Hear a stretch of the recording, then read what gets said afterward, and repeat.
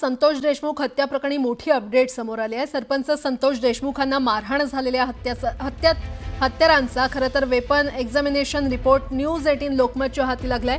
9 डिसेंबर 2024 रोजी सरपंच देशमुखांचे अपहरण करून हत्या करण्यात आली होती। संतोष देशमुखांना 4 वेगवेगळ्या हत्यारांना मारहाण करत हत्या करण्यात आली होती आणि त्यांच्या हत्येसाठी कराड गँगने 4 शस्त्र वापरली होती।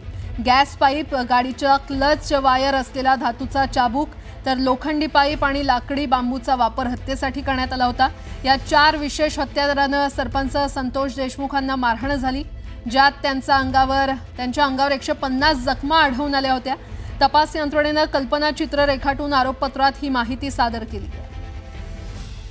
आणि या संदर्भात अधिक माहिती देत आहेत आमचे प्रतिनिधी सुरेश जाधव आपल्यासोबत जोडले गेलेले आहेत। सुरेश, काय अपडेट?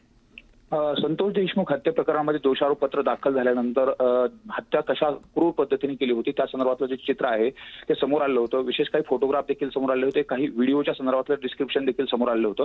मात्र आता जे हत्याराचा जो एक्झामिनेशन रिपोर्ट आहे तो अत्यंत महत्त्वाचा आहे आणि उद्या भविष्यामध्ये ज्यावेळेस न्यायालयीन प्रक्रिया चालत असताना या हत्यारानं संतोष देशमुख यांचा मृत्यू झाला आहे का या संदर्भात वैद्यकीय अहवालामध्ये देखील तशा पद्धतीने नमूद केलेलं आहे।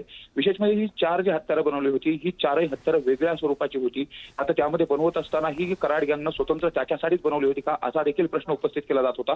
त्याचबरोबर हा जो रिपोर्ट आलेला आहे या रिपोर्टच्या माध्यमातून जे 4 शस्त्राचा उल्लेख करण्यात आला आहे ती शस्त्र मान्य न्यायालयाच्या समोर कालची जी सुनावणी झाली त्या सुनावणीमध्ये देखील न्यायालयाच्या समोर ती मांडण्यात आलेली होती। त्यामुळे एकूणच या शस्त्राच्या माध्यमातून संतोष देशमुख यांची कशा पद्धतीने हत्या केली आणि निगूढ पद्धतीने हत्या केली आणि या जवळपास या हत्याराने मारहाण करत असताना संतोष देशमुख यांना 150 जवळपास उरण त्यांच्या शरीरावरती होते। त्यामुळे सगळे जे काही उरण आणि ज्या हत्याराने मारहाण केली त्यामुळे हा एक्झामिनेशन रिपोर्ट अत्यंत महत्त्वाचा ठरणार आहे आरोपींना कठोर शासन करण्यासाठी। बरं सुरेश, धन्यवाद या सविस्तर माहितीसाठी।